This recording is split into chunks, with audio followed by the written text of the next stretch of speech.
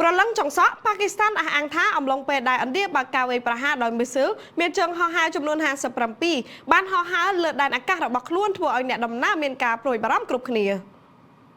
ជើងហោះហើរស៊ីវលសរុបចំនួន57មកពីប្រទេសផ្សេងត្រូវបានគេរាយការណ៍ថាមានហានិភ័យយ៉ាងធ្ងន់ធ្ងរនៅពេលដែលកំពុងតែហោះហើរនៅលើដែនអាកាសប៉ាគីស្ថាននៅអំឡុងពេលប្រតិបត្តិការនៃការវាយប្រហារដោយមីស៊ីលរបស់ឥណ្ឌានេះបើយោងទៅតាមសេចក្តីថ្លែងការណ៍របស់ឧត្តមសេនីយ៍ឯកអាម៉ាត Zarif Chaudhry អ្នកនាំពាក្យយោធាប៉ាគីស្ថានដែលគាត់បាននិយាយថាចន្លោះយប់ថ្ងៃទី6ដល់ថ្ងៃទី7ខែឧសភាខណៈដែលប្រទេសឥណ្ឌាកំពុងតែធ្វើការវាយប្រហារមកលើប្រទេសប៉ាគីស្ថាននោះជើងហោះហើរនៅក្នុងស្រុកនិងអន្តរជាតិចំនួន57ត្រូវបានហោះហើរដោយលោកបានបន្ថែមថាអ្នកដំណើររាប់ពាន់នាក់មានការភ័យខ្លាចពីហានិភ័យនៃជីវិតរបស់ពួកគេដែលពេលដែលកំពុងតែហោះហើរនៅលើដែនអាកាសនៅក្នុងប្រទេសប៉ាគីស្ថាន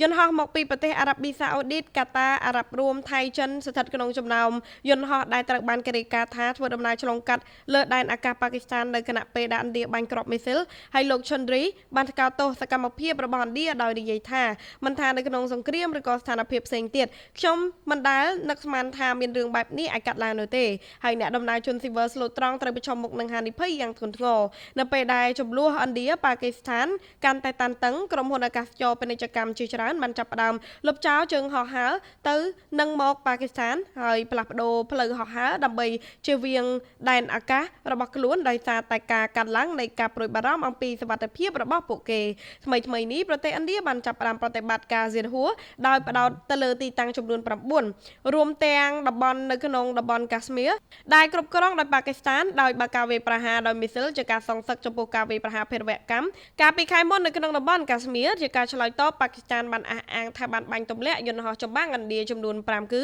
ដែលបានគូបញ្ជាក់ពីការកាត់ឡើងយ៉ាងធ្ងន់ធ្ងររវាងប្រទេសជិតខាងប្រដាប់អាវុធនុយក្លេអ៊ែរទាំងពីរហើយអ្នកវិភាគបានព្រមានថាចំនួនរវាងប្រទេសទាំងពីរអាចនឹងធ្វើឲ្យមានអស្ថិរភាពនៅក្នុងតំបន់អាស៊ីខាងត្បូងដ៏ទូលំទូលាយមួយនេះជាពិសេសប្រសិនបើសន្តិសុខដែនអាកាសនិងកម្រិតយោធានៅតែបន្តវត្តមានរបស់យន្តហោះមីស៊ីលនៅអំឡុងពេលប្រតិបត្តិការបាញ់កាំជ្រួចសកម្មគឺជារឿងដ៏អាក្រក់គ្រោះថ្នាក់មួយដែលទាមទារឲ្យមានការជួលដំណឹងជំនុនក្នុងចំណោមសហគមន៍អាកាសចរអន្តរជាតិនិងការទូត Nick Vicky ពី Big News